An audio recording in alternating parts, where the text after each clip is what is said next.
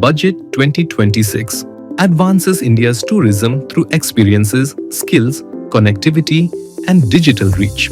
Select archaeological sites will be developed, blending heritage with immersive visitor experiences. Ecotourism is expanded through mountain trails, coastal routes, and birding destinations. Capacity is strengthened via a National Institute of Hospitality and Upskilling.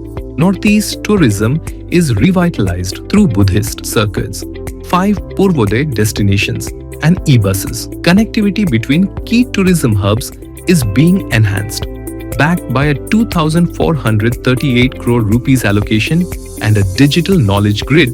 Budget 2026 strengthens India's tourism, inviting investors to explore opportunities in India.